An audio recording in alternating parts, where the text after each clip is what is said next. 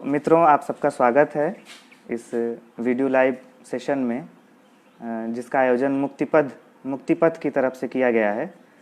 और मुझे ये हुक्म हुआ है कि मैं इस समय की कविता पे कुछ बातें, कुछ विचार, हालांकि कोई मैं आलोचक तो हूँ नहीं, बस कविताएं लिखने का शौक़ है थोड़ा बहुत।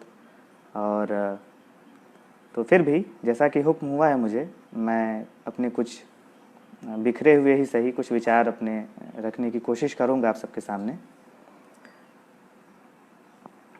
आप सबका दोबारा स्वागत है मित्रों, नमस्कार आप सबको।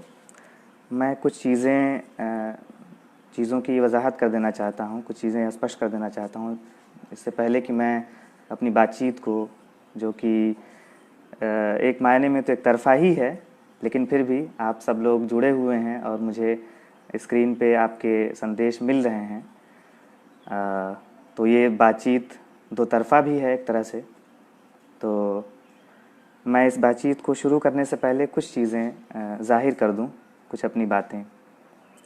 पहली बात तो ये है कि कविता के बारे में जो भी मेरी मोटी समझ ही है, मैं उसको आपके सामने प्रस्तुत करने की कोशिश करूँगा। और भरसक मैं कोशिश करूँगा कि किसी तरह की आलोचना की गूढ़ और मुश्किल और शब्दावली से अपने आप को बचाऊं, और इस तरह की भाषा में अपनी बात रखूं जो कि सबको समझ में आने लायक हो, है ना। और जो एक और महत्वपूर्ण बात ये थी कि मैं अपने वक्तव्य में, चूँकि आज की कविता पे ये सेशन है और बाद में उसके दूसरा जो हिस्सा है वो काव्य पाठ पे आधारित है, तो जो बातचीत वाला जो सेशन है उसको मैंने इस तरह से अपना वक्तव्य जो है पहले से लिख लिया है ताकि भटकने की गुंजाइश कम रहे और किसी का भी समय बर्बाद ना हो। दूसरी चीज़ ये है कि मैं अपने पूरे वक्तव्य में भरसक कोशिश करूँगा कि किसी भी कवि का नाम ना लूँ। हालांकि ये कुछ अजीब ही है कि कविता पे बातचीत हो और कवियों का नाम ना आए, जिक्र ना आए, लेकिन इसके पीछे भी एक कारण है मित्रों। क्योंकि कई बार होता क्या है कि हम जब नाम लेते हैं कवियों का, अपने समय के कवियों का या किसी पीढ़ी का जब नाम लेना शुरू करते हैं, तो होता ये है कि उसमें बहुत सारे जो अच्छे और बहुत महत्वपूर्ण और बहुत बेहतर जो कवि हैं उनका नाम जो है अक्सर छूट जाता है। क्योंकि किसी भी काव्य परिदृश्य में, किसी भी साहित्य के परिदृश्य में बहुत लोग एक साथ रचनारत होते हैं, और जो भी आदमी गाहे बगाहे नाम लेता है या कैनोनाइज करता है एक पीढ़ी को, तो वो कुछ लोगों को छोड़ रहा होता है। तो दूसरी चीज़ ये है कि कई बार कैनोनाइजेशन में की प्रक्रिया में जो है जानबूझ करके भी ये किया जाता है, छोड़ा जाता है नाम। तो और ये एक तरह, एक ख़ास तरह की एक राजनीति भी होती है इसकी, जो अच्छी भी है कुछ मायने में और कुछ मायने में अच्छी नहीं भी है। तो बहरहाल मेरा इससे कोई बहुत वास्ता तो है नहीं, मैं किसी इस तरह की कैनोनाइजेशन की राजनीति में यकीन तो रखता नहीं हूँ। हाँ, कुछ अपनी बातों में ही कुछ इस तरह के मैं सूत्र या कुछ कसौटियाँ जो मेरी समझ में आती हैं, शायद मैं उसको रखने की या प्रस्तावित करने की कोशिश करूँगा, और जिससे आप स्वयं जो है अपना कैनन, अपने कवियों का चयन, आप अपने पसंद के कवियों का चयन उस कसौटी पे आप कस करके आप खुद जो है बना सकते हैं। तो मैं अपना वक्तव्य जो है शुरू करने जा रहा हूँ।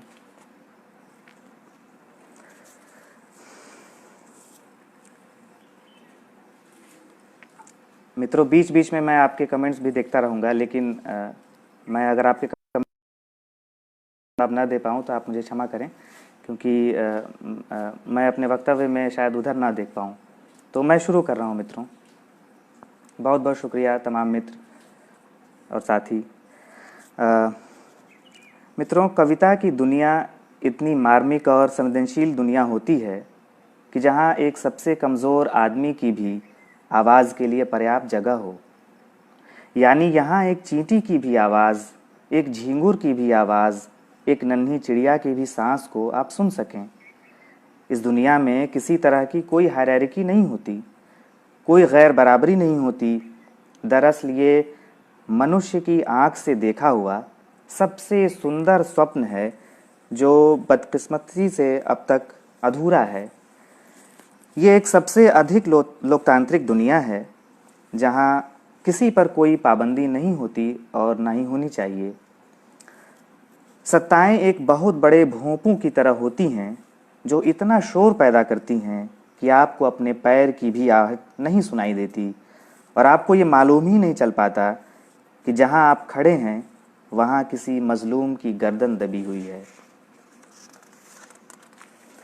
कविता एक ऐसा जादुई पात्र है जिसमें आप कुछ भी डालें, वो चाहे कितना भी धुंधला क्यों ना हो, उसका असली रंग और बनावट आपके सामने उजागर हो ही जाता है।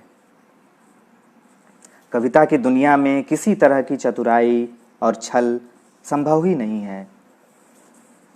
कविता की दुनिया तो बच्चों की नाजुक, मुलायम, निश्चल, तरल और अति संवेदनशील दुनिया की तरह होती है।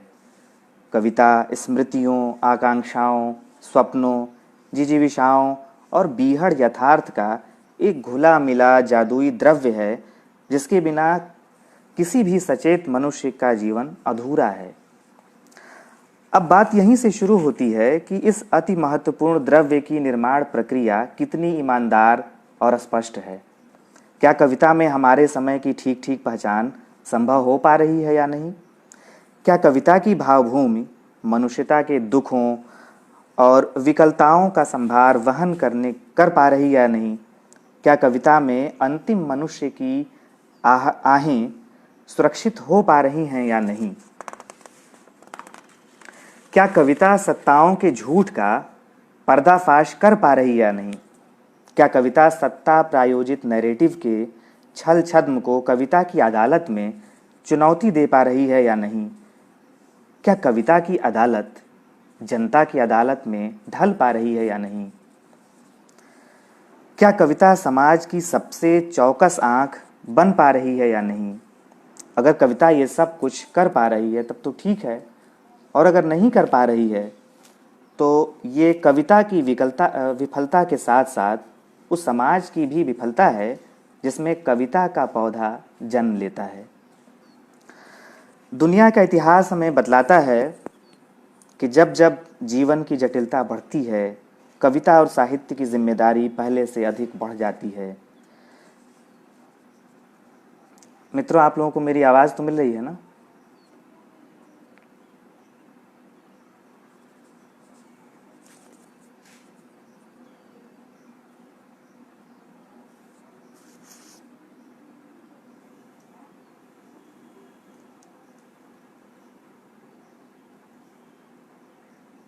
मित्रों, मेरी अगर आवाज़ आप तक पहुंच रही हो तो एक बार फिर से जो है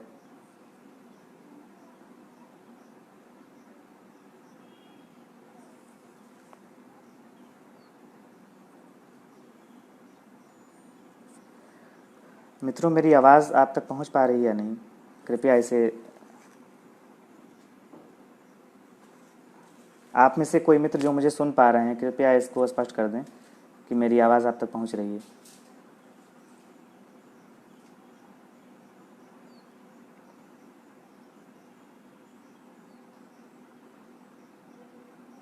शुक्रिया दीपा जी। तो मैं इसे फिर से जहाँ से मैंने इसे छोड़ा था मैं वहीं से इसे फिर से जी बहुत बहुत शुक्रिया। मित्रों, दुनिया का इतिहास हमें बतलाता है कि जब जब जीवन की जटिलता बढ़ती है, कविता और साहित्य की जिम्मेदारी पहले से अधिक बढ़ जाती है। जब जब जनता की आंखों में धूल झोंककर फासिस्ट सत्ता में आते हैं, कविता और साहित्य की भूमिका और बढ़ जाती है।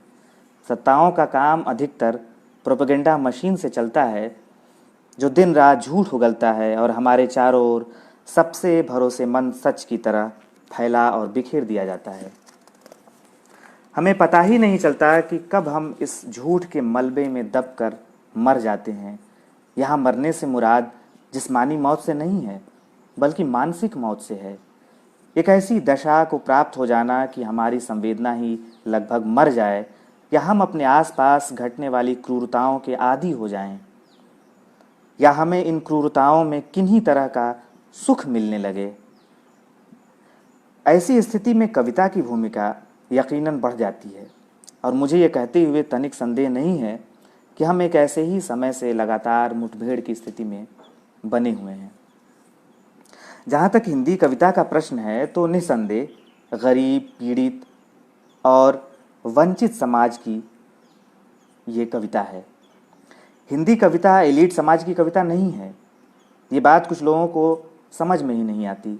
आधुनिक हिंदी कविता का सौंदर्य बोध जो इतने वर्षों में विकसित हुआ है, वो एलीट ना होकर सामान्य जनजीवन के अधिक निकट है और अदम्य जिजीविषा से भरे सामाजिक आर्थिक रूप से पिछड़े मनुष्यों की आंख से देखी और महसूस की गई दुनिया के ज़्यादा करीब है। हिंदी कविता बाजारवादी संस्कृति और पूंजी के दुष्चक्र में पिसती मनुष्यता की आहों की मोतियों से बनी माला है। आज की कविता को बिना इस दशक में हुए सत्ता परिवर्तन, सामाजिक आंदोलनों और कम्युनिकेशन टेक्नोलॉजी के विकास के नहीं समझा जा सकता। आज की कविता के नाक नक्श को बनाने में सामाजिक, आर्थिक तथा राजनीतिक स्तर पर हो रहे तमाम परिवर्तनों ने भारी मदद की है। आज की कविता ज़्यादा स्पष्ट, सटीक, पारदर्शी, निडर और खुली हुई भाषा में कही जाने वाली कविता है। आज की कविता से मेरी मुराद इस समय लिखी जा रही कविता से है। हालांकि इस समय कविता में कई पीढ़ियां एक साथ सक्रिय हैं, लेकिन कमोबेश इस बदले परिदृश्य से प्रभावित और नियंत्रित भी हैं। ये बदला हुआ परिदृश्य आखिर क्या है? इसे समझने के लिए हमें ज़्यादा पीछे नहीं तो कम से कम इस दशक के शुरुआती वर्षों में जाना होगा, जब जन लोकपाल विधेयक आंदोलन या अन्ना आंदोलन 2011 में जब शुरू हुआ था। इस आंदोलन ने समाज को एक सूत्र में बांधने का काम किया और एक विकसित भारत के झूठे स्वप्न की तस्वीर बनाई। इस आंदोलन ने तत्कालीन सरकार के भ्रष्टाचार को सिर्फ जन जन तक पहुंचाया ही नहीं, बल्कि सत्ता परिवर्तन की पृष्ठभूमि भी तैयार कर दी। इस समय जनता ने ये सोचा कि इस भ्रष्ट सरकार के बदलते ही सारी समस्याएं हल हो जाएंगी। समाज में अपराध कम हो जाएगा, बलात्कार रुक जाएंगे, सबको रोजगार मिल जाएगा, भारतवर्ष उन्नति की राह पर सरपट भागने लगेगा। ऐसे ही कठिन समयों में फासिस्ट सत्ताएं सत्तारूढ़ होती हैं। दुनिया का इतिहास हमें बतलाता है। मोदी के राष्ट्रीय उभार का ये दशक गवाह बना, लेकिन कम ही समय बीते और इन खोखले जुमलों की पोल पट्टी खुलनी शुरू हो गई तथा पिछली सरकारों से भी अधिक खतरनाक और जन विरोधी इस सरकार की नीतियां सिद्ध होने लगीं। इस पूरी कवायद को छुपाने के लिए और निजीकरण को और तेज करने के लिए एक उग्र हिंदू किस्म का राष्ट्रवाद प्रस्तावित किया गया। लेकिन इस प्रपंच के सामने देश की जो सेकुलर ताकतें थीं और भारतीय मुसलमान और बुद्धिजीवी वर्ग, इन तमाम लोगों ने इसको चुनौती दी और इसके सामने जो है खड़े हो गए, सीना सिपर हो गए। अपने इस प्रोपेगेंडा नीति को और वेग देने के लिए उपलब्ध तकनीक का सत्ता ने जमकर उपयोग किया। मोबाइल तकनीक में बहुत सारे परिवर्तन हुए। मसलन 3G और 4G का आना एक बड़ी क्रांति का आना था, जिससे इंटरनेट पेनिट्रेशन तो बढ़ा ही, इंटरनेट यूज़ करने वाले उपभोक्ताओं की संख्या तो बढ़ी ही, साथ ही उसका फैलाव भी बहुत तेज़ी से हुआ हर स्तर पर। इस समय हिंदी समाज में सोशल मीडिया मसलन फेसबुक की लोकप्रियता भी तेज़ी से बढ़नी शुरू हुई। मित्रों, ये 2010 के आसपास का ही दशक था। इसके बाद व्हाट्सएप वगैरह भी काफ़ी लोकप्रिय हुए। इन सब उपलब्ध तकनीकों का इस्तेमाल प्रोपेगेंडा फैलाने और जन समर्थन हासिल करने के लिए खूब किया गया। इस पूरी कवायद ने समाज में बुद्धिजीवी विरोधी माहौल को तैयार किया, जिसने दुनिया के सबसे बड़े लोकतंत्र को लगभग विपक्षहीन लोकतंत्र में रिड्यूस कर दिया। ये घृणा का दुष्प्रचार सिर्फ बुद्धिजीवी विरोधी ही नहीं था, बल्कि मुसलमान, दलित, स्त्री और आदिवासी विरोधी भी था। दूसरी तरफ इस सबको विशेष पैकेजिंग में पेश करने के लिए सत्ताओं ने भांड और दलाल मीडिया का सहारा लिया। एक ऐसे समय में हिंदी कविता में नई पीढ़ी का आगमन हुआ, जो इन तमाम छल छद्म को समझते हुए इस बदले हुए यथार्थ को कविता में कहने का हुनर सीख रहे थे। इस कविता की सबसे नई पीढ़ी के पास जो काव्य भाषा थी, वो किसी शास्त्रीय या नफीस भट्टी में तैयार भाषा नहीं थी, बल्कि जीवन की आंच में तपी और निर्मित हुई भाषा थी। ये काव्य भाषा जनजीवन के अधिक निकट थी। इस पीढ़ी ने कविता को अलग तरह से समृद्ध किया और लगातार कर भी रही है। इस बदले परिदृश्य में एक बड़ी संख्या में स्त्री कवियों का आगमन होता है। इनमें से अधिकतर ने फेसबुक से अपनी पहचान बनाई और पाठक वर्ग भी। इसी तरह से दलित और आदिवासी वर्ग से भी कवियों का एक बड़ा काफिला हिंदी में प्रवेश पाता है। ये अस्मिता विमर्श का मेरे ख्याल से दूसरा बड़ा उभार था जो 90 के बाद हुआ फिर से। दरअसल ये एक नए काव्यबोध और सौंदर्य बोध की शुरुआत भी थी। हालांकि इस समय कविता में पुरानी पीढ़ियां भी बराबर सक्रिय हैं, लेकिन उनका भावबोध इस पीढ़ी से कुछ मायनों में थोड़ा अलग और पुराना है। इस पीढ़ी की कविता पर लगातार सपाट बयानी, लाउडनेस, आक्रामकता, कलाहीनता, लालित्यहीनता जैसे सबसे अधिक आरोप लगाए जाते रहे और अभी तक लगाए जाते हैं। लेकिन ऐसे चलताऊ मुहावरों से इस पीढ़ी की कविता का मूल्यांकन संभव नहीं है। हमें समझना होगा कि आखिर आज लिखी जा रही अधिकांश कविताएं सपाट बयानी की तरफ क्यों अधिक झुकी हुई नजर आती हैं। इसका एक कारण जो मुझे समझ में आता है वो ये है कि इस समय सत्ताएं जिस प्रकार झूठ और प्रोपेगेंडा का अंबार प्रति क्षण जमा करती जा रही हैं, उस समय सच को बेलाग और बिना किसी लपेटे के लिखना ही मुझे लगता है कि कविता करना है। क्योंकि कविता की एक जिम्मेदारी ये भी होती है कि वो सच को पेश करे, वो सच्चाई को सामने लाए। और जिस समय सत्ताएं इस तरह से झूठ का अंबार खड़ा कर रही हैं, उस समय सच को कहना भी, अभिधा में कहना भी मुझे लगता है कि कविता करना है। और वही चीज़ आजकल ज़्यादा हो भी रही है। जो दूसरी बात मुझे लगती है वो ये कि कवि को ये बराबर ये डर रहता है या उसको ये शंका बनी रहती है कि कहीं मेरी बात जो है, जो मैं कहता हूँ कविता में और पाठक तक पहुँचती है, इस पूरे व्यापार में, इस पूरे कार्य व्यापार की जो प्रक्रिया है, उसके बीच में कहीं उसकी बात को दूसरे ढंग से सत्ताएं अपने उपयोग में ना ले लें। तो इसलिए कवि क्या करता है कि सपाट बयानी की तरफ जाता है और अपनी बात को ज़्यादा खुली हुई भाषा में व्यक्त करने की कोशिश करता है। तो एक कारण तो ये भी है कि ये शंका जो है बराबर कवियों के अंदर बनी रहती है कि उनकी बात को कहीं उसकी बात का कुपाठ न कर दिया जाए। तो इससे भी वो बहुत सतर्क रहते हैं। तो सपाट बयानी जो आजकल नज़र आती है, अभिधात्मक शैली जो ज़्यादातर नज़र आती है, या जिसको लोग अखबारी भाषा भी कहते हैं, तो इसीलिए मुझे लगता है कि ये एक कारण है। दूसरी बात क्या है कि एक और अन्य बात जो मेरी समझ में आती है, इसका तीसरा कारण मैं इसे मानता हूँ कि समय इतनी तेज़ वेग से परिवर्तनशील है कि उस समय बहुत ही व्यंजनात्मक भाषा में, बहुत ही बिंबधर्मी भाषा में, बहुत ही कलात्मक भाषा में अपनी बात को रखना मुश्किल है। क्योंकि इस पूरी प्रक्रिया के लिए जो एक ठहराव, एक ख़ास तरह के ठहराव की ज़रूरत होती है, जो मैं हमेशा एक कवि के रूप में, एक छोटे से साहित्य के कारकुन के रूप में जो मैं महसूस करता हूँ बार बार, कि जो एक अपेक्षित ठहराव है वो हमें इस समय नहीं मिल पा रहा है। क्योंकि समय बहुत तेज़ी से बदल रहा है। मुझे कुछ चीज़ें मतलब लगती हैं कि जैसे मैं एक अपना अनुभव यहाँ साझा करना चाहूँगा कि पिछले दिनों हम सबको पता है कि जेएनयू में कुछ असामाजिक तत्वों ने रात के 6 बजे के बाद जो है 7 बजे तक हमला किया। एक बड़ी भारी संख्या में 70-80 लोगों ने वहाँ लाठी बल्लम लेकर के वहाँ उन लोगों ने हमला किया। उस समय मैं अपने गांव से दिल्ली के लिए रवाना हो रहा था और मैं स्टेशन पे बैठा था। उसी समय मुझे सूचना मिली इसकी, और कुछ मित्रों ने उस समय जो चल रही जो पूरी कार्रवाई थी उसका जो है वीडियो प्रसारण भी छोटे छोटे क्लिप्स बना करके पेश किए। और मित्रों, मैं आपको बताना चाहूँगा कि मैं इतना विचलित हुआ, इतना दुखी हुआ, और कि उस समय, हालांकि वो समय नहीं था कविता लिखने का। मुझे लगता है कविता जो है एक ठहराव की मांग करती है। एक ठहराव में ही हम काव्य रचना तो एक ठहराव में ही हम कर सकते हैं, है ना। बहुत तत्काल में तो हम कोई भी रचना शायद उतनी व्यंजनात्मकता के साथ या उतनी अस्पष्टता या उतनी मार्मिकता के साथ, मुझे लगता है कि शायद अपनी बात कहने में थोड़ी सी कम सक्षम हो पाती है। लेकिन मैं आपको बताऊं कि उसी समय मेरे अंदर एक कविता जो है आती है, पैदा होती है, और मैंने उसे लिखा और मैंने बाद में इसका अध्ययन किया उसको। तो बिल्कुल ही सपाट बयानी में थी, बिल्कुल ही अभिधात्मक थी।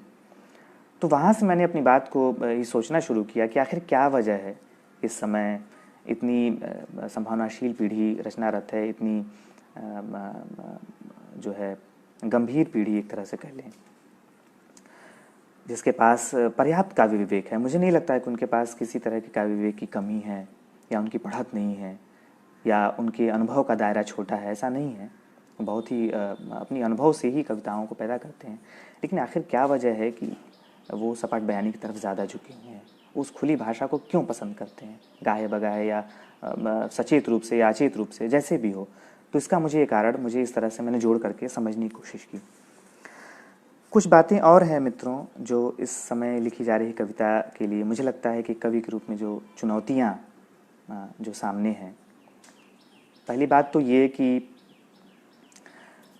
हमारे सामने जिस तरह के मीडिया का रूप है, प्रिंट मीडिया या इलेक्ट्रॉनिक मीडिया या अन्य तरह की मीडिया का रूप है, वो उसकी ख़ास तरह की एक भड़काऊ, एक चमकीली, एक सनसनीखेज़ और एक अजीब तरह की आक्रामक भाषा में वो अपनी हेडलाइंस बनाते हैं।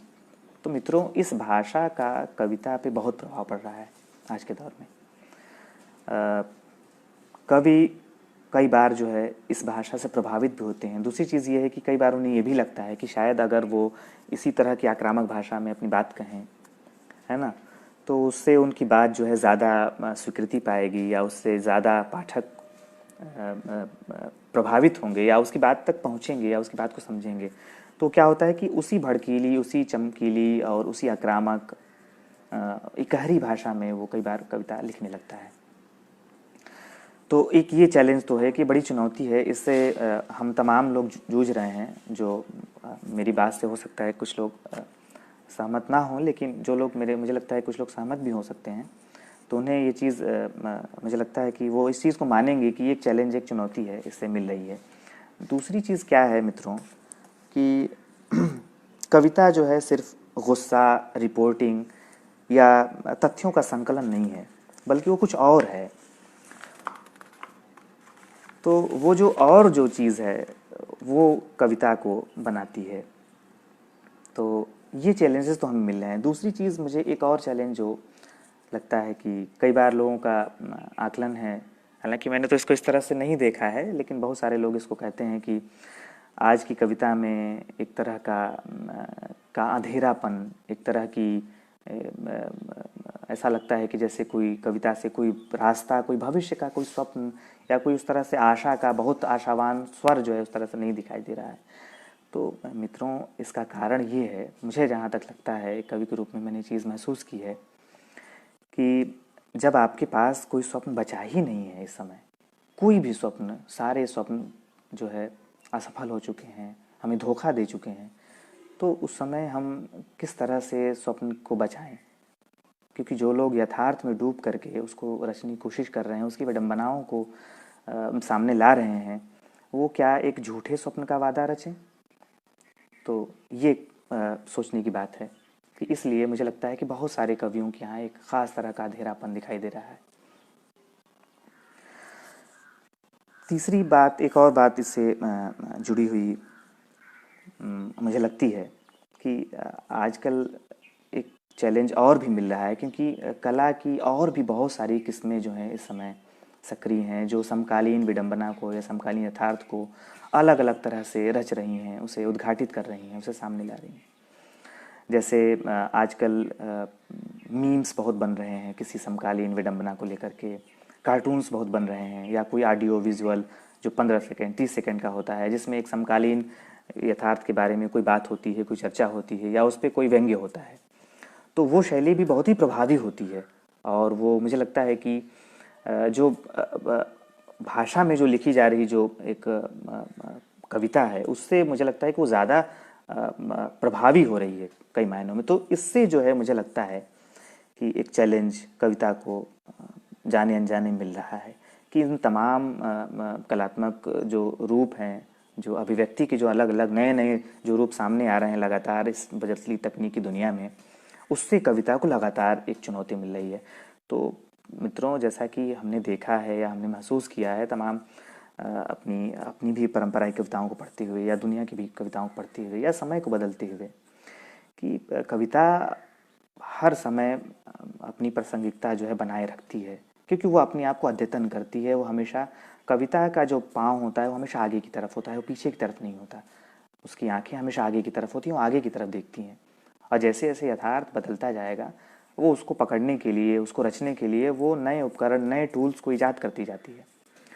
तो बहरहाल वैसे भी जो कविता वर्तमान में लिखी जा रही है उसमें बहुत सारी बातें तो हम उसी समय में करना हमारे लिए बहुत मुश्किल होता है। हम उसको उस तरह से उतने स्पष्टता के साथ शायद विश्लेषित ना कर पाएँ, एक दिक्कत तो रहती है। लेकिन फिर भी ये कुछ मोटी मोटी बातें जो मेरी बुद्धि में जो समझ में आती हैं कविता के बारे में, मैंने आप तक जो है रखने की कोशिश की। और आप एक ये भी चीज़ देखेंगे कि कविताओं में एक फ्रस्ट्रेशन एक ख़ास तरह का भी बहुत बढ़ रहा है। तो वो जो अंधेरेपन वाली जो बात थी कि एक अंधेरा समय हम सबके सामने है और उससे निकलने का कोई मार्ग, कोई रास्ता, कोई सूत्र हमें नहीं मिल पा रहा है। हमारे पास कोई स्वप्न नहीं बचा है इस समय, सारे स्वप्न ध्वस्त हो चुके हैं। ख़ास करके 90 के बाद तो सारे स्वप्नों का जो है अवसान हो गया। तो एक ऐसे समय में हम कैसे जो है कविता में किसी ख़ास तरह की एक यूटोपिया की कल्पना कर पाएँ, हम नहीं कर पाते हैं। तो इसीलिए शायद फ्रस्ट्रेशन बढ़ रहा है। एक गालिब का एक शेर है जो मुझे इस समय मेरी स्मृति में आ रहा है। वो कहते हैं कि ने मुझदए विसाल ना नज़ारे जमाल, ने मुझदए विसाल ना नज़ारे जमाल, मुद्दत हुई कि आज ये चश्मो गोश है। मतलब कि विसाल यानी कि मिलन की जो खबर है, मिलन की खबर भी हमें नहीं मिल पा रही है, क्योंकि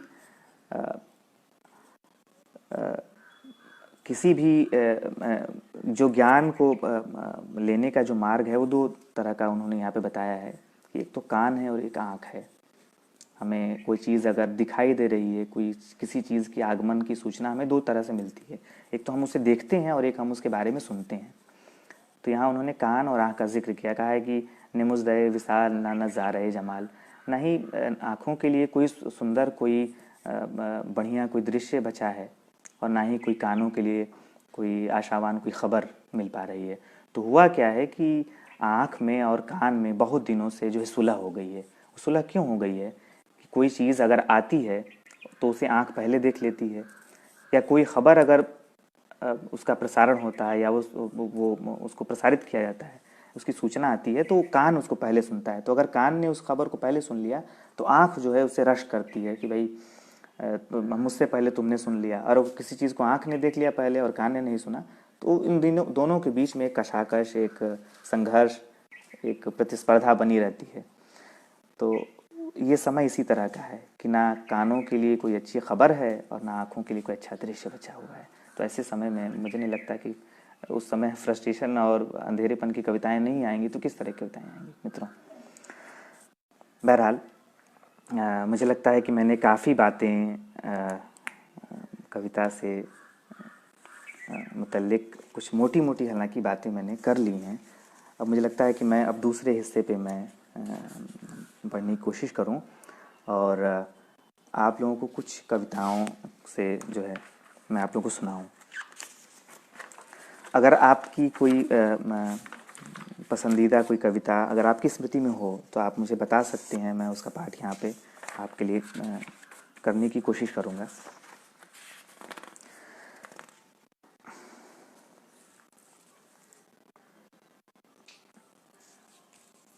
मित्रों, एक कविता, चूँकि बरसात का मौसम भी है और मैं इस समय गांव में भी हूँ, एक कविता मैंने बरसों पहले लिखी थी, इसका शीर्षक था बरसात और गांव।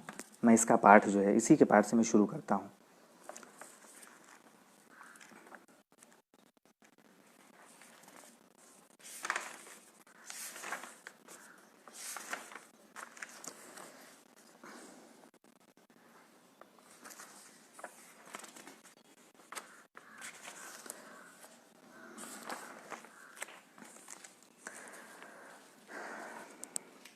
आज रात भर होगी बारिश, आज रात भर होगी बारिश, आज रात भर होगी बारिश, और मेरी स्मृति में कोई छप्पर नुमा मकान टपकेगा, टप टप टप।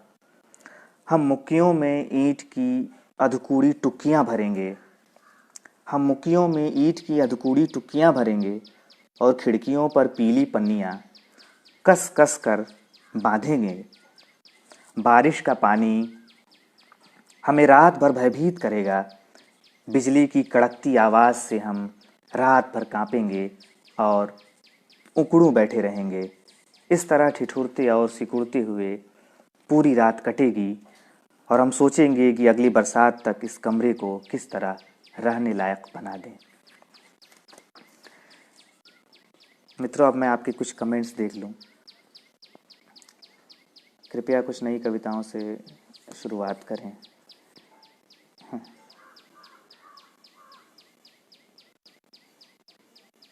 जी, मैं कोशिश करता हूं कि कुछ नई कविताओं से शुरू करूं।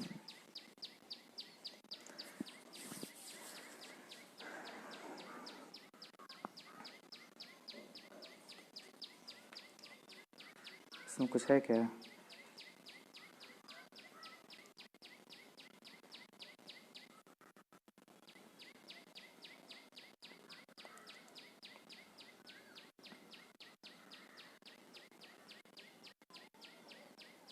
वो कविता कहाँ है इसमें?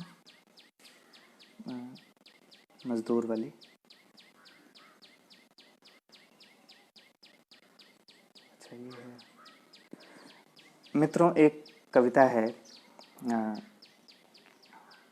इस कविता का शीर्षक है एक मुर्दा मजदूर का बयान, जो मुझे लगता है कि सबसे जिंदा है। जिन शानदार नगरों को हमने बनाया, चांदनी से सजाया, हमें उन नगरों के नीम अंधेरों में रिहाइश मिली। जिन शानदार नगरों को हमने बनाया, चांदनी से सजाया, हमें उन नगरों के नीम अंधेरों में रिहाइश मिली। हमने चिराग बनाए जो औरों के लिए थे, हमने सुंदर मकान बनाए जिसके मकीन हम नहीं, कोई और हुआ। हमने कलम बनाई जिससे और लोगों ने हमारी किस्मत लिखी। हमने जहाज़ बनाए, मोटरें बनाई, गो कि हमारा इस्तेमाल की सारी चीज़ें तैयार करने में हुआ, जिनकी पहुंच हमारी जेबों से मज़ीद दूर ही रही। हम धरती की सारी गंदगी को धोते रहे, पुश्त दर पुश्त, लेकिन हम ही गंदगी में जिया किए। हमने ताले बनाए जिन्हें हमारे ही मुस्तकबिलों पर जड़ दिया गया। हमने हीरे तराशे जो सिर्फ हाकिमों, अमीरों और सुल्तानों के लिए थे। हमने कुएं खोदे, नहरें निकाली जिनका पानी हम पर ही हराम हुआ। हमने सड़कें बनाई जिस पर माल असबाब की लदनी से कोठियां भरी गईं, हम और जिसने दुनिया की हर आबादी को एक दूसरे से जोड़ दिया। लेकिन सद अफसोस कि आज इस वबा के दौर में हमारा वफादार कोई तो साबित ना हुआ। हवाओं ने भी नश्तर बनकर हमारे टूटे सीनों को छलनी किया। वे चमकीली सड़कें जो अमूमन घरों तक जाती थीं, हमें मौत के दर्दनाक हादसों तक ले गईं।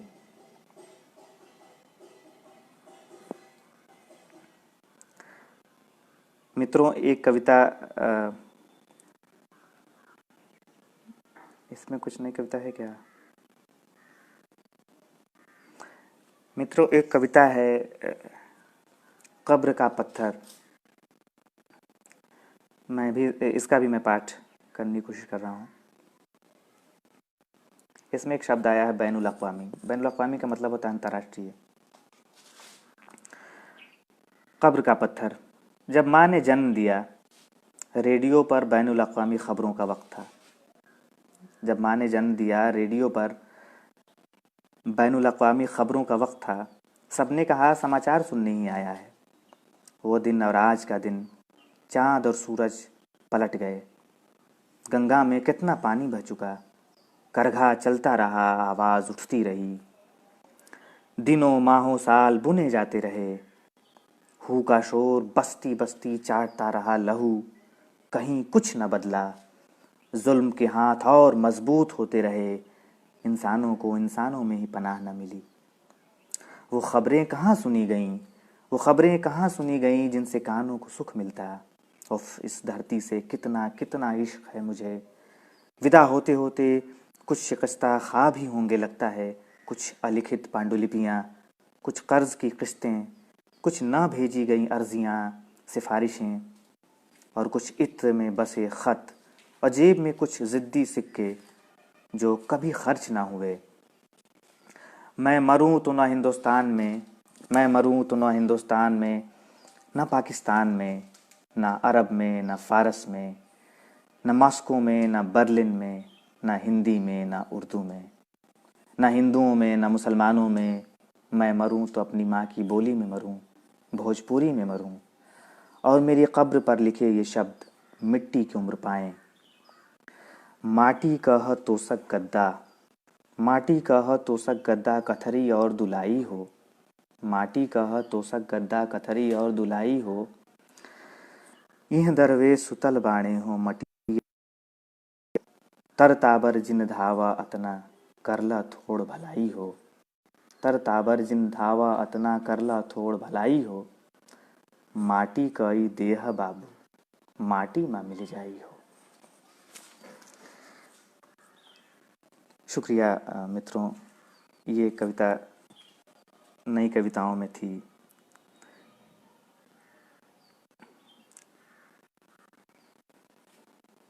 एक कविता, इस कविता का शीर्षक है देवता। सपनों में उगती हैं तलवारें और तोपों के गरम दहाने आँच देते हैं। सपनों में उगती हैं तलवारें और तोपों के गरम दहाने आँच देते हैं।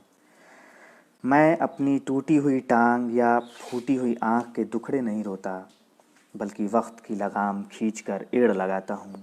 कितनी ही लड़ाइयाँ जो पिछले ज़मानों में लड़ी गईं और जिनका जिक्र तारीखदानों ने भी नहीं किया, उनका शोर मेरे सपने में क्यों रिसता है। ये रेलगाड़ी नहीं जिसकी चेन खींच कर रोक सकूं, या ये वो टोटी भी नहीं कि जिसकी कान उमेट कर पानी बंद कर दूं। तो फिर ये क्या है जो मुसलसल चलता रहता है मेरे भीतर। मैं कितने हादसों के बोझ तले दबा हूँ, मैं कितने हादसों के बोझ तले दबा हूँ, मैं कितनी हिजरतों और बंटवारों का गवाह हूँ। मेरी रूह पर कितने ज़ख्मों के निशान हैं, मेरी रूह पर कितने ज़ख्मों के निशान हैं, जो मैंने ही खाए हैं किन्हीं और ज़मानों में, किन्हीं और हथियारों से।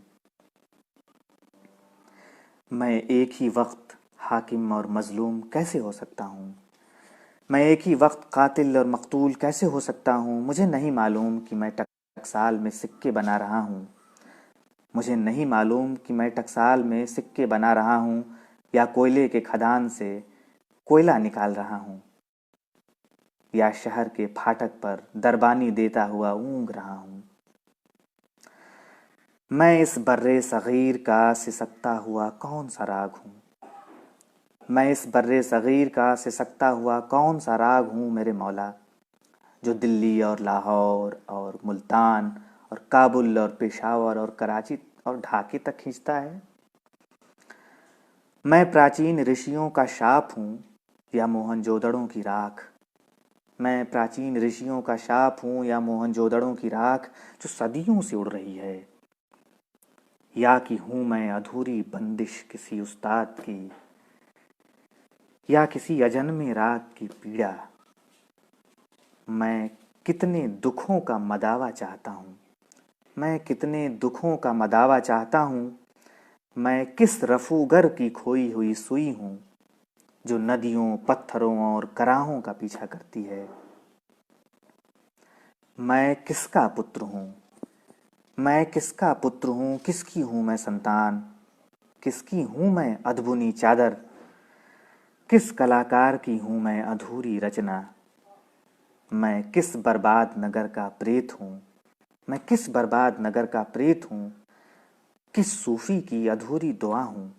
मैं पत्थर के नगर का कौन सौवां पत्थर हूँ दरवेश, मैं पत्थर के नगर का कौन सौवां पत्थर हूँ दरवेश।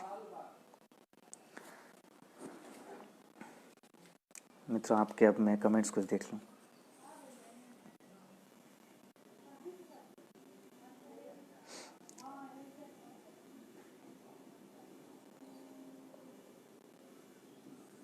नमस्कार स्मिता जी, बहुत बहुत शुक्रिया। जगन्नाथ जी, खुशबू जी, दीपक शर्मा जी, जयराम पासवान जी, आसिम जी, प्रगति मिश्रा जी, संजय जायसवाल जी, पूनम जी, मृदुला जी और तमाम साथी, शैलेंद्र भाई, नेहा मिश्रा जी, आप सबका बहुत बहुत शुक्रिया। दीपशिखा जी, जी मैं कोशिश करता हूँ कि मेरी दुनिया के तमाम बच्चे का भी पाठ कर दूँ। वो कविता तो इसमें संकलित होनी चाहिए।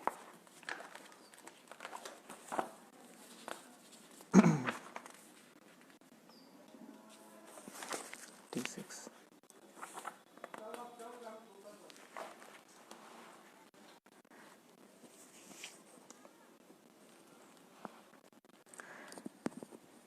मित्रों, इस कविता का शीर्षक है मेरी दुनिया के तमाम बच्चे। वो जमा होंगे एक दिन और खेलेंगे एक साथ मिलकर। वो जमा होंगे एक दिन और खेलेंगे एक साथ मिलकर।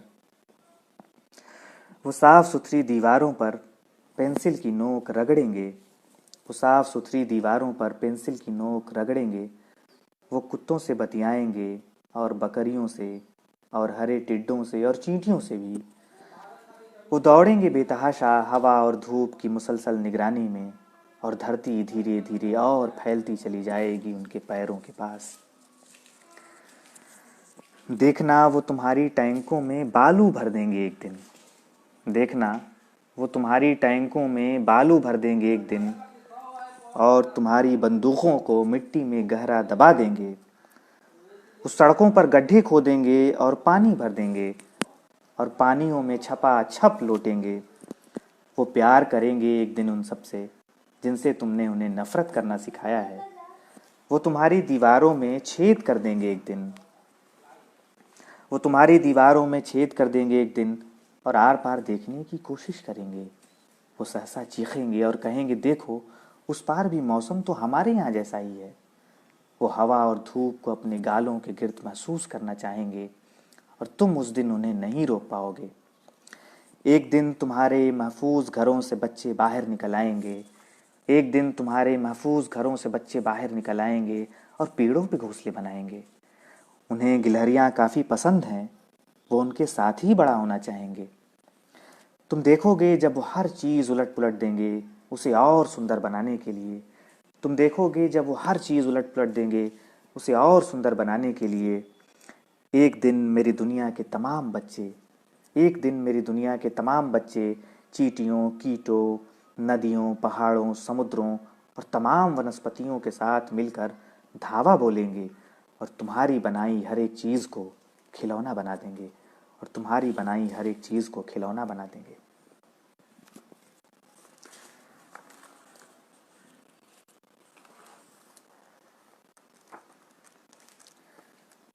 मित्रों, यहाँ एक कविता ख़त्म होती है।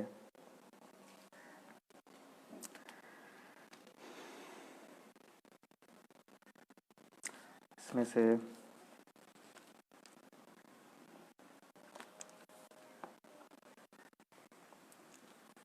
सत्तर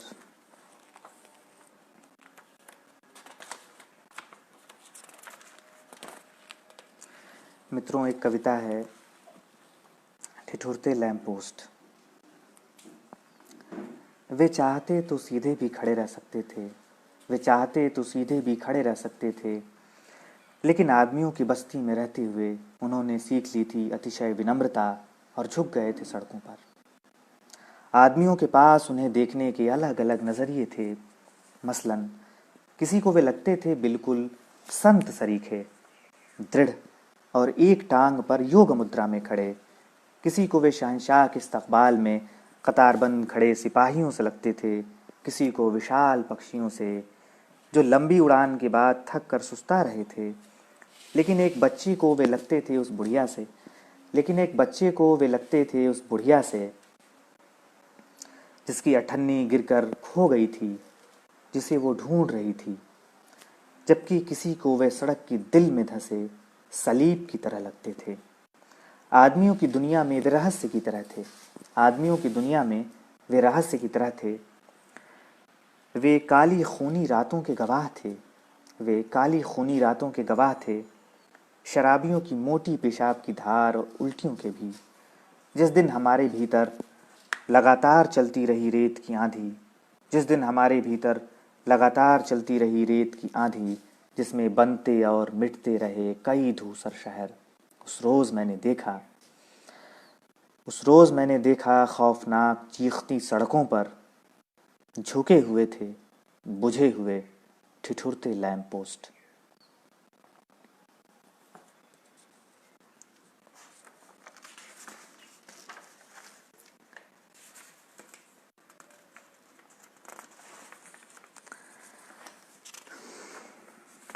मित्रों, कुछ और कविताएं मैं इसमें से आप लोगों को सुनाता हूँ।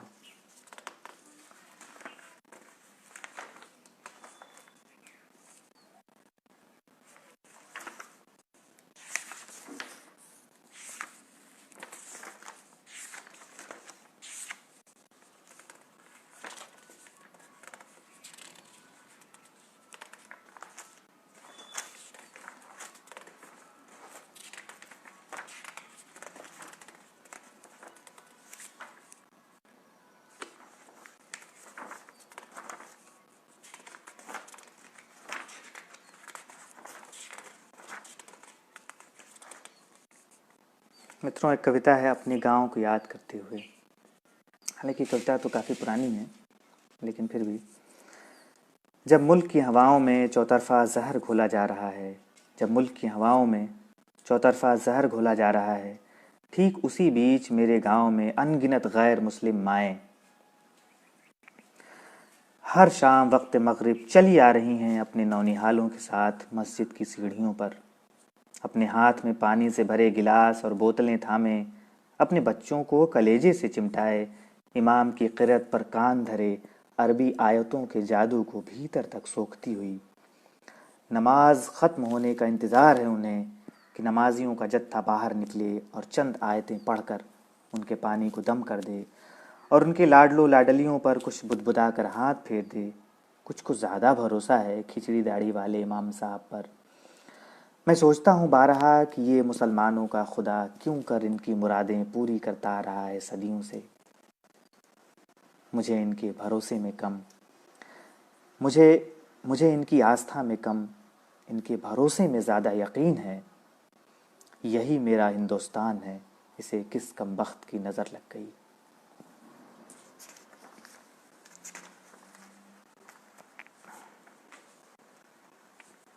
मित्रों, एक कविता है, इसका शीर्षक है, ये भी कुछ पुरानी है, गमछा। पिता जब कभी शहर को जाते, माँ झट से अलमारी से गमछा निकाल कर पिता के कंधों पर धर देती, जैसे अपनी शुभकामनाएं लपेट कर दे रही हो कि सकुशल घर लौट आना मुनहार होने से पहले। जब माँ अपने यौवन में ही ब्याह कर आई थी पिता के घर, तब भी शायद उसने अपने सारे सपनों को एक गमछे में लपेट कर पिता को सौंप दिया था। पिता जो दुनियादारी के कामों में अक्सर चूक जाते, गच्चा खा जाते, कई बार भूल जाते अपना चश्मा, अपनी कलम, दुकान की चाबी और तमाम चीज़ें।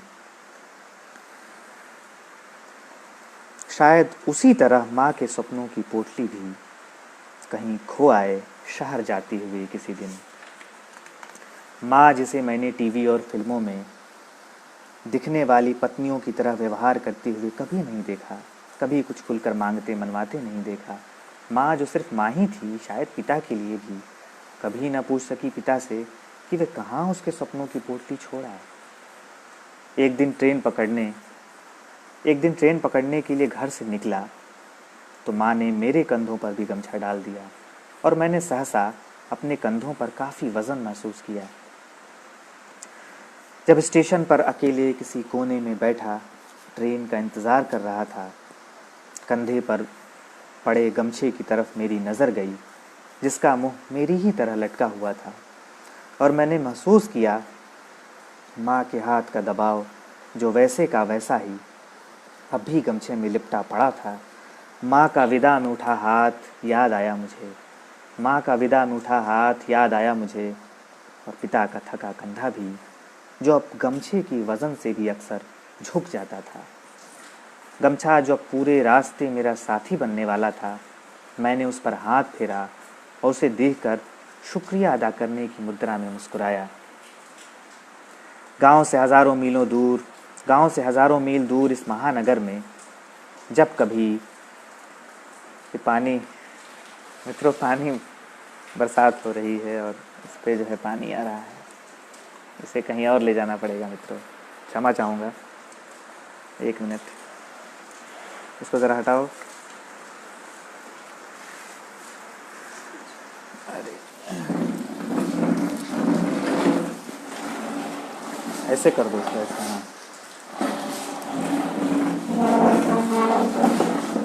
नहीं है, यहीं यहीं ठीक है, यहाँ ठीक है, कोई बात नहीं।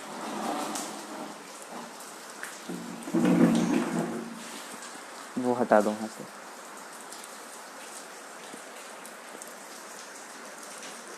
मित्रों, बारिश हो रही है और जहाँ मैंने अपना मोबाइल लाइव के लिए सेट किया था वहाँ पानी आ रहा है।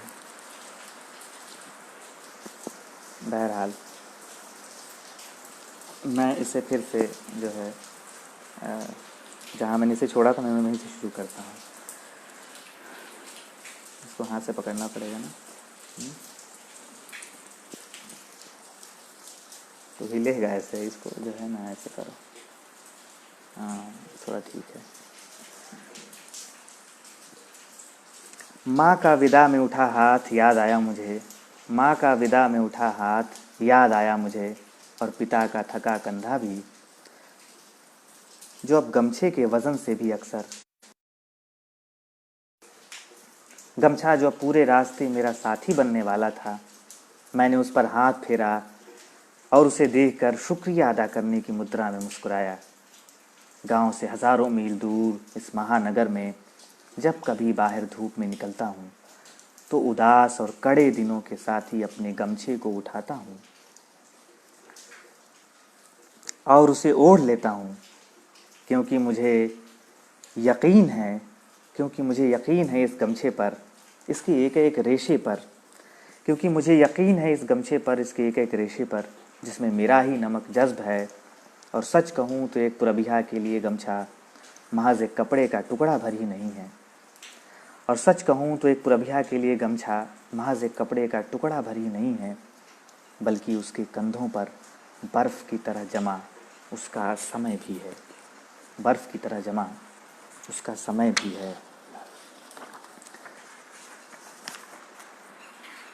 मित्रों, मैं कुछ कविताएं और आप तक पहुंचाने की कोशिश करता हूं। इसमें सब क्या पढ़ा जाए?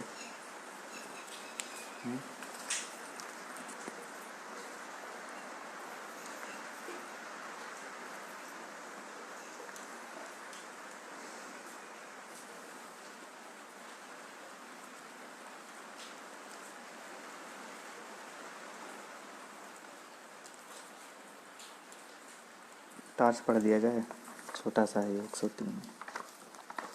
इसकी नंबरिंग गलत हुई है।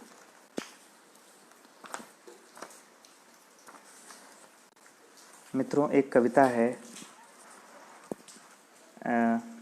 इसको थोड़ा सा ना इधर करो ऐसे। हाँ, इसको क्या करूँ, इस पर रखता हूँ। हाँ, उसके सपोर्ट से पकड़ो तो ठीक रहेगा। हाँ, थोड़ा ठीक है। मित्रों, एक कविता है, टॉर्च। मेज़ वही है जहाँ खुद को पढ़ते पढ़ते मुंह के बल लुढ़क गई हैं किताबें। मेज़ वही है जहाँ खुद को पढ़ते पढ़ते मुंह के बल लुढ़क गई हैं किताबें। लालटेन के शीशे में कालिख उतनी ही है जितनी की थी। दीवाल घड़ी भी चल ही रही है अपनी रफ्तार से। पंखा अपनी पूर्व गति से ही घूम रहा है। फिर ऐसा क्या है जो बदला हुआ सा लगता है हर बार? फिर ऐसा क्या है जो बदला हुआ सा लगता है हर बार? जितनी दफ़े जलाता हूँ टॉर्च।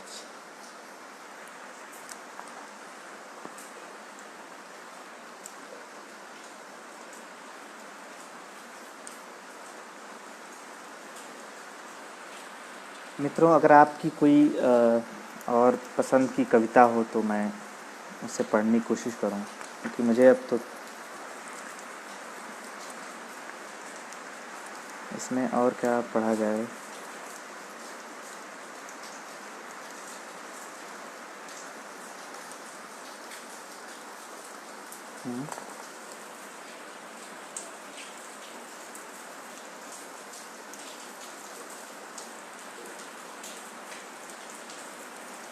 बसवाड़, चलो इसको पढ़ते हैं।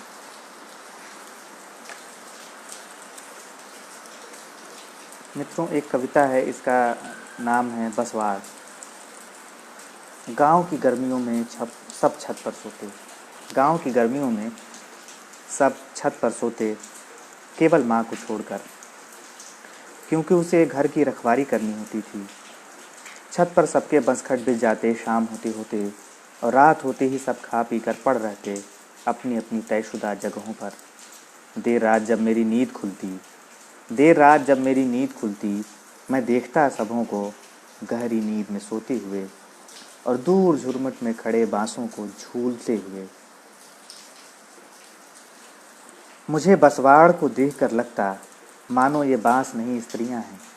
मुझे बसवाड़ को देखकर लगता मानो ये बांस नहीं स्त्रियां हैं, जो आधी नींद में खड़े खड़े ऊँघ रही हैं, जैसे लगातार काम करते हुए ऊँघती थी माँ।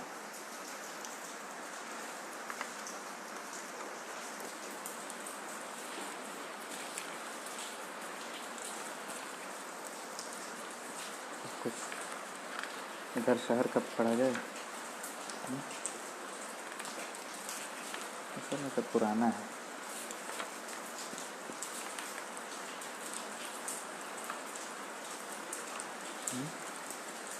क्या पढ़ा जाए?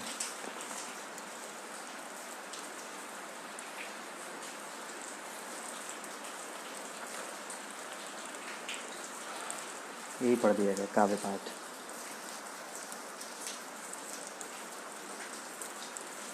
मित्रों, एक कविता है, इसका शीर्षक है काव्य पाठ। ये 2 खंडों में मैं इसको पढ़ता हूँ। इसका पहला हिस्सा है।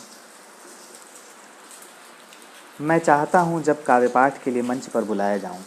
मैं चाहता हूँ जब काव्य पाठ के लिए मंच पर बुलाया जाऊँ, तो अपनी उन कविताओं को सुनाऊँ जिन्हें बरसों से लिख रहा हूँ, और जो शायद अब तक शर्मिंदगी की हद तक अधूरी हैं। मैं चाहता हूँ जब मैं कविता पढ़ूँ, कोई बीच में उठे और टोक दे कि क्या बकवास पढ़ रहा हूँ, जिसका ना कोई ओर है ना कोई छोर। मैं चाहता हूँ जब मैं कविता के सबसे कारुणिक प्रसंग वाली पंक्तियाँ पढ़ूँ, तो किसी की पेट में गुदगुदी पड़ जाए और वो हंसता हुआ दोहरा हो जाए। और जब हास्यास्पद प्रसंग बयान करती पंक्तियाँ पढ़ूँ, तो कोई सभा में दहाड़े मार रोना शुरू कर दे। मैं चाहता हूँ जब मैं कविता पढ़ूँ, तो कोई श्रोता पंक्ति से उठकर मेरी खिल्ली उड़ाए। मैं चाहता हूँ उन अधूरी कविताओं पर जो शर्मिंदगी की हद तक अधूरी हैं, किसी के होंठ कुछ कहने को हिलें लेकिन कोई शब्द ना निकले, बल्कि विचलन में वो अपनी कुर्सी से उठे और काव्य पाठ के दौरान ही सभा छोड़कर बाहर चला जाए। मित्रों, दूसरा इसका खंड है। मैं चाहता हूँ जब काव्य पाठ के लिए मंच पर बुलाया जाऊँ, तो कोई हास्यास्पद मुद्रा न अख्तियार करते हुए बिना किसी गैर ज़रूरी भूमिका के सीधे कविता शुरू कर दूँ। मैं चाहता हूँ कविता में आई चींटियाँ मेरे माथे पर रेंगती हुई मेरे बालों के झंखाड़ में घुस जाएं, और हरे टिड्डे मेरे कंधों पर किरामन कातिबीन की जगह तैनात हो जाएं। मित्रों, किरामन कातिबीन जो है मुस्लिम मिथकों में उन फरिश्तों कहते हैं जो हमारे कंधों पर बराबर जमे रहते हैं और हमारे जो कर्म हैं, कर्मों का हिसाब रखते हैं। एक जो है अच्छे कर्मों का हिसाब रखता है और बुरे कर्मों का। मैं चाहता हूँ जब काव्य पाठ के लिए मंच पर जाऊँ, तो कोई हास्यास्पद मुद्रा न अख्तियार करते हुए बिना किसी गैर ज़रूरी भूमिका के सीधे कविता शुरू कर दूं। मैं चाहता हूं कविता में आई चींटियां मेरे माथे पर रेंगती हुई मेरे बालों की झंखाड़ में घुस जाएं और हरे टिड्डे मेरे कंधों पर किरामन कातिबीन की जगह तैनात हो जाएं। मैं चाहता हूं जब मैं कविता पढ़ूं तो कविता में आया चाँद मेरे चेहरे की तरह पीला पड़ जाए और रात मेरी आँखों की तरह सूनी और काली पड़ जाए। मैं चाहता हूं जब मैं कविता पढ़ूं तो कविता में बजती राइफल की आवाज़ सभा में आतंक पैदा कर दे और कविता में आई घास सभा की ज़मीन पर दरी सी बिछकर श्रोताओं के तलुओं में चुभ जाए। मैं चाहता हूं कविता में आई रेत श्रोताओं की आंखों में भर कर किरकिराए और मंजर को कई बार पोंछ कर साफ कर दे। मैं चाहता हूं कविता में आया लहू मैं चाहता हूं कविता में आया लहू मेरी आंखों से टपक कर मुझे अंधा कर दे और फिर कोई श्रोता अपना कर उठे और मेरी जगह अपनी आवाज़ अपने शब्दों में कविता पूरी करे। अपनी आवाज़ अपने शब्दों में कविता पूरी करे।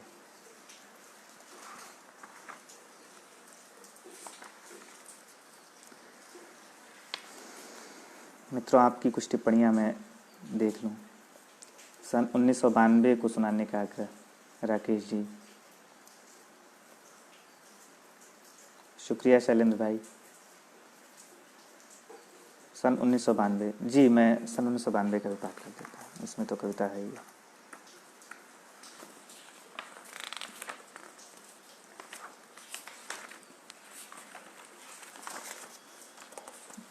इसके पहले है ना, सन 1992। जब मैं पैदा हुआ थोड़ा सा जो है ना, जब मैं पैदा हुआ अयोध्या में ढहाई जा चुकी थी एक कदीम मुगलिया मस्जिद। जब मैं पैदा हुआ अयोध्या में ढहाई जा चुकी थी एक कदीम मुगलिया मस्जिद जिसका नाम बाबरी मस्जिद था। ये एक महान सदी के अंत की सबसे भयानक घटना थी।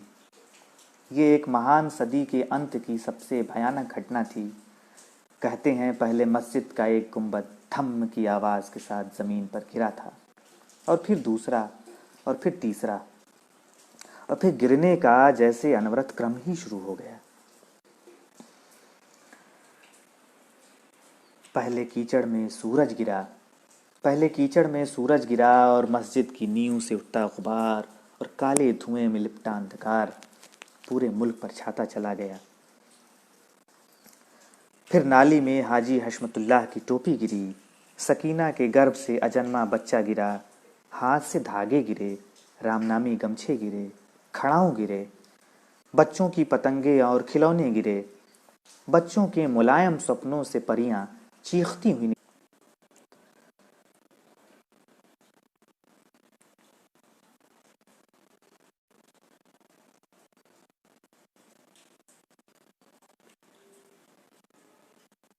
आ रहा है। मित्रों, क्षमा चाहूँगा, ये किसी तकनीकी गड़बड़ी की वजह से कनेक्शन जो है कट गया था। कैसा पानी है यहाँ पे? अच्छा। मित्रों, मेरी आवाज़ आप तक पहुँच रही हो तो मैं इसको फिर से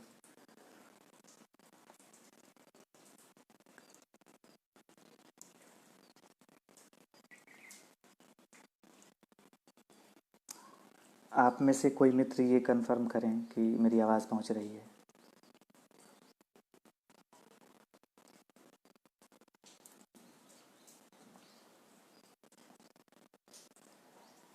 मित्रों, क्या मेरी आवाज़? शुक्रिया जयराम जी। मैं इसको फिर से शुरू करता हूँ मित्रों, ये इसके लिए माजरत चाहूँगा, बीच में कनेक्शन कट गया था। सन 1992। जब मैं पैदा हुआ अयोध्या में ढहाई जा चुकी थी एक कदीम मुगलिया मस्जिद जिसका नाम बाबरी मस्जिद था। ये एक महान सदी के अंत की सबसे भयानक घटना थी। कहते हैं पहले मस्जिद का एक गुंबद धम्म की आवाज़ के साथ ज़मीन पर गिरा था और फिर दूसरा और फिर तीसरा और फिर गिरने का जैसे अनवरत क्रम ही शुरू हो गया। पहले कीचड़ में सूरज गिरा और मस्जिद की नींव से उठता गुबार और काले धुएं में लिपटा अंधकार पूरे मुल्क पर छाता चला गया। फिर नाली में हाजी हशमतुल्लाह की टोपी गिरी, सकीना के गर्भ से अजन्मा बच्चा गिरा, हाथ से धागे गिरे, रामनामी गमछे गिरे, खड़ाऊं गिरे, बच्चों की पतंगें और खिलौने गिरे। बच्चों के मुलायम सपनों से परियां चीखती हुई निकलकर भागीं और दंत कथाओं और लोक कथाओं के नायक चुपचाप निर्वासित हुए एक के बाद एक।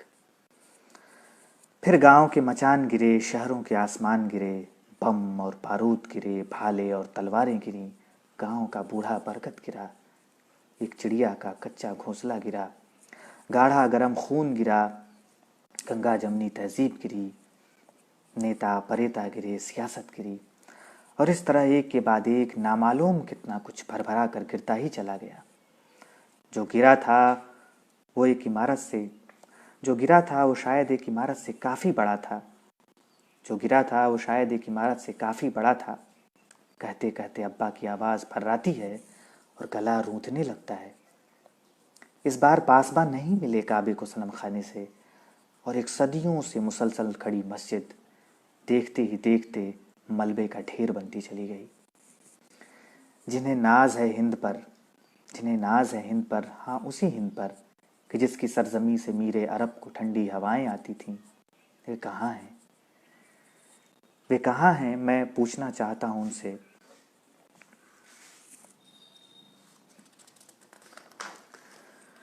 मैं उनसे पूछना चाहता हूँ कि और कितने सालों तक गिरती रहेगी ये नामुराद मस्जिद, जिसका नाम बाबरी मस्जिद है और जो मेरे गांव में नहीं बल्कि दूर अयोध्या में है। मेरे मुल्क के रहबरों और जिंदा बाशिंदों, मेरे मुल्क के रहबरों और जिंदा बाशिंदों, बतलाओ मुझे कि वो क्या चीज़ है। मेरे मुल्क के रहबरों और जिंदा बाशिंदों, बतलाओ मुझे कि वो क्या चीज़ है जो इस मुल्क के हर मुसलमान के भीतर ये खफीफ आवाज़ में न जाने कितने बरसों से मुसलसल गिर रही है, जिसके ध्वंस नहीं सुनाई देती है, जिसके ध्वंस की आवाज़ अब सिर्फ स्वप्न में ही सुनाई देती है।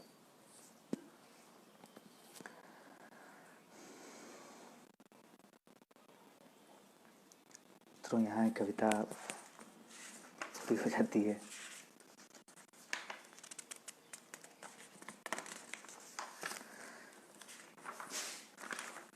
अगर आपकी और कोई फरमाइश हो तो मैं आपको सुना दूँ, बता। मुझे लगता है कि मैंने काफ़ी वक्त जो है आपका ले लिया।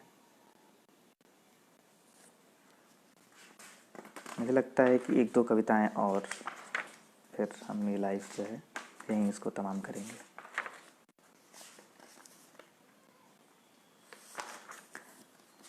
इसमें से ज़रा देखो तो कोई नई कविता सुनाने लायक, तो मैं इसमें खोज लेता हूँ।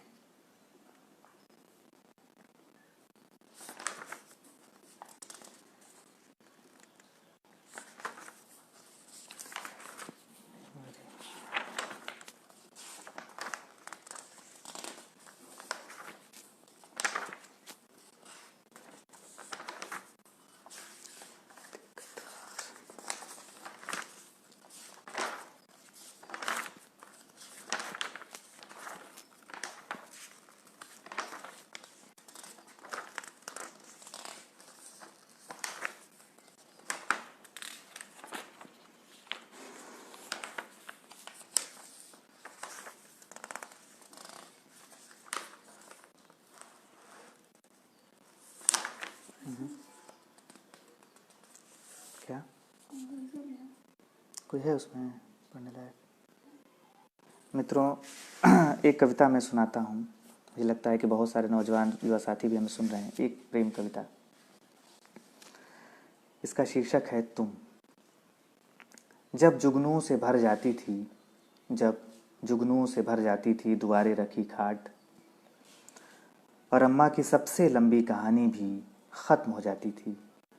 जब जुगनुओं से भर जाती थी दुआरे रखी खाट, और अम्मा की सबसे लंबी कहानी भी ख़त्म हो जाती थी, उस वक्त मैं आकाश की तरफ देखता और मुझे वो ठीक जुगनू से भरी खाट लगता। कितना सुंदर था बचपन, कितना सुंदर था बचपन जो झाड़ियों में चू कर खो गया। कितना सुंदर था बचपन जो झाड़ियों में चू कर खो गया। मैं धीरे धीरे बड़ा हुआ और जवान भी, और तुम मुझसे ऐसे मिले जैसे बचपन की खोई हुई गेंद। मैंने तुम्हें ध्यान से देखा, मैंने तुम्हें ध्यान से देखा और मुझे अम्मा की याद आई, और लंबी कहानियों की, और जुगनुओं से भरी खाट की, और मेरे पिछले 7 जन्मों की। मैंने तुम्हें ध्यान से देखा और संसार आईने सा झिलमिलाया किया। महसूस हुआ, उस दिन मुझे महसूस हुआ, तुमसे सुंदर दरअसल इस धरती पर कुछ भी नहीं था।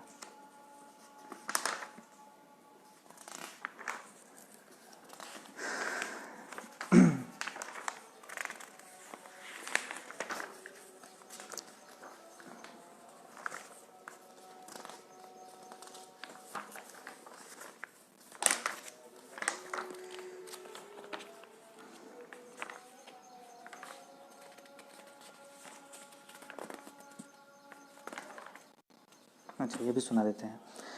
एक कविता और है, प्रेम कविता ही। इसका शीर्षक है मेरी सांसों को अपने करघे पर बुनने वाली तुम। मेरी सांसों को अपने करघे पर बुनने वाली तुम, नीम रोशन आकाश को हीड़ रहा हूँ मैं। नीम रोशन आकाश को हीड़ रहा हूँ मैं।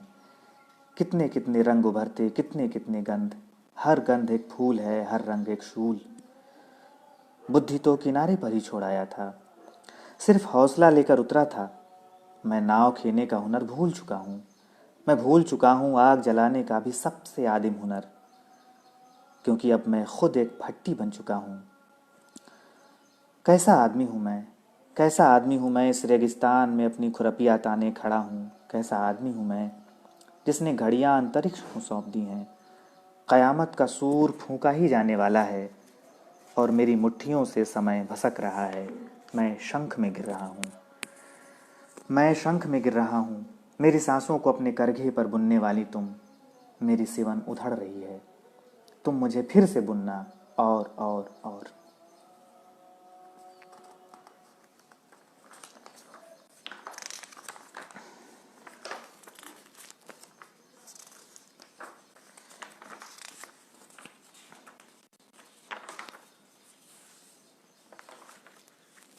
एक कविता मित्रों है, इसका भी लोग मैं नहीं वो कर पा रहा हूँ। इसका शीर्षक है शहर की रात। इसका मैं एक हिस्सा मैं पढ़ूंगा, हालांकि 3 हिस्से में है।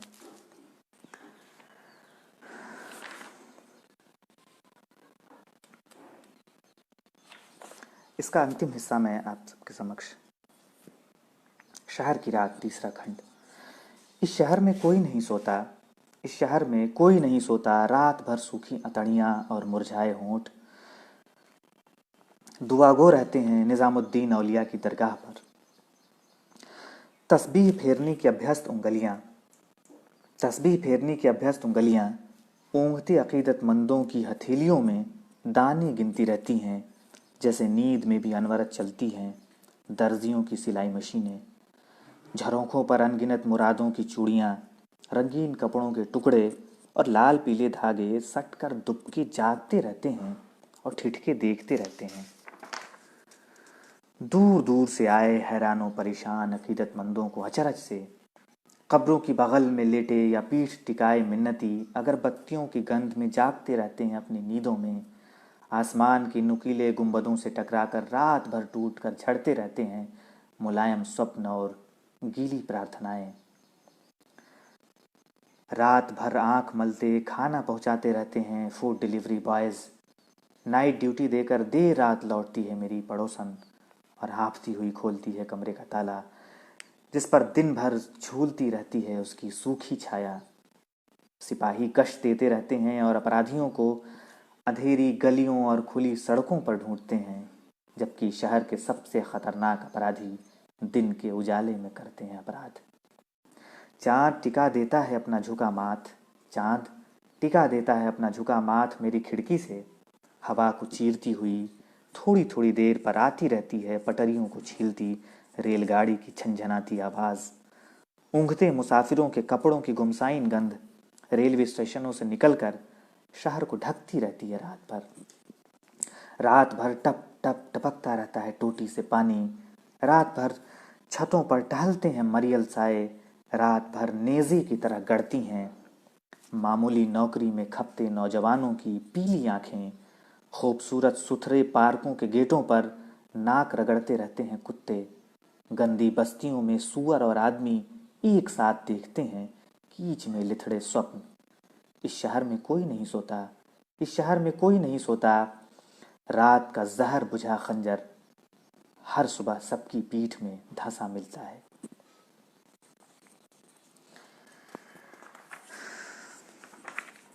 मित्रों, यहाँ एक कविता ख़त्म हो जाती है।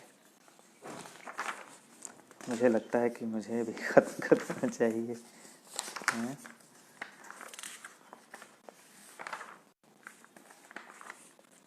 अच्छा, एक कविता, छोटी सी कविता है ये।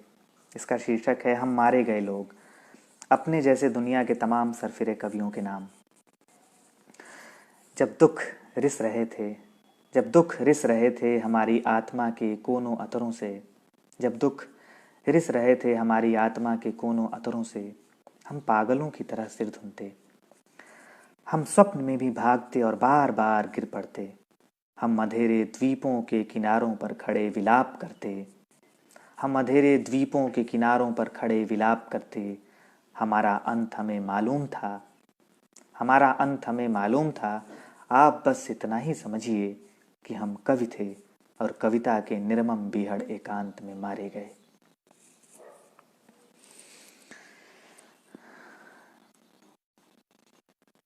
इसको खोल दो जरा।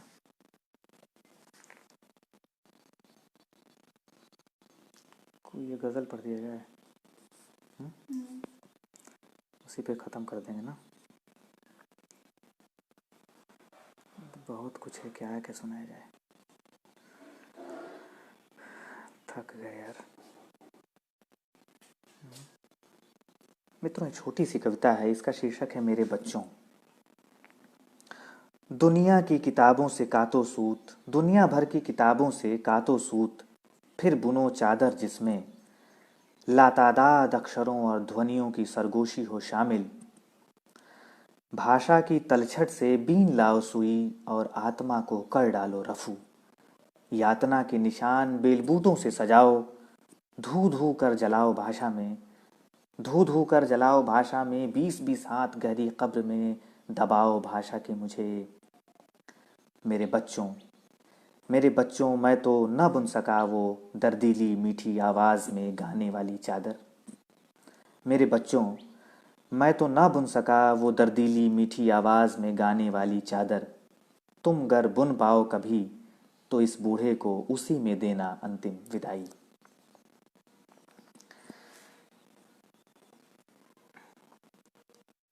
शुक्रिया आसिम जी, शुक्रिया राकेश जी, शैलेंद्र भाई। एक गज़ल जी, मैं भी सोच रहा था कि ये गज़ल से ही मैं इसका पाठ का अंत करूं। इसमें कौन सा पढ़ा जाए।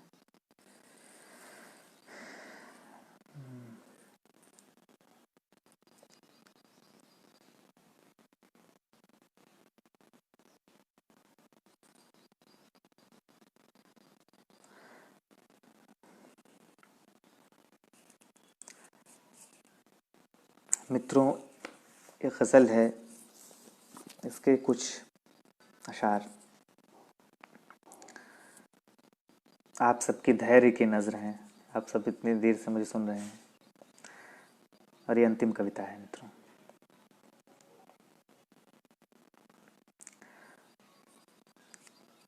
मैं इसको तरन्नुम में पेश करने की कोशिश कर रहा हूँ। अगर कहीं मेरी तरन्नुम साथ ना दे तो मुझे क्षमा करें। उसका चेहरा हाथ लिया है, उसका चेहरा हाथ लिया है, जैसे दीपक बाला है। उसका चेहरा हाथ लिया है जैसे दीपक बाला है, बस उसका चेहरा है रोशन, मेरा चेहरा काला है। बस उसका चेहरा है रोशन, मेरा चेहरा काला है। वक्ते जुदाई आन पड़ी है, आँख चुराता हूँ। वक्ते जुदाई आन पड़ी है, उससे आँख चुराता हूँ। जिन आँखों में ख्वाब सजे थे, भीतर बाहर जाला है। मंदिर मंदिर मस्जिद मस्जिद कौन सी जा छोड़ी हमने। मंदिर मंदिर मस्जिद मस्जिद कौन सी जा छोड़ी हमने। वापस लौटी सब फरियादें, कब तू सुनने वाला है। लौट तो आया हूँ मैं यहाँ पर, कौन मुझे पहचानेगा। लौट तो आया हूँ मैं यहाँ पर, कौन मुझे पहचानेगा। दीवारों पर घास उगी है, दरवाजे पर ताला है। दीवारों पर घास उगी है, दरवाजे पर ताला है। मुंसिफ भी अब फैसला क्या दे, कुछ उसको बूझे ही ना। मुंसिफ भी अब फैसला क्या दे, कुछ उसको बूझे ही ना। हाथ सभी के साफ हैं, फिर ये किसने डाका डाला है। शीशे तोड़े कुछ ना कहो तुम, जाने दो बेचारे को। शीशे तोड़े कुछ ना कहो तुम, जाने दो बेचारे को।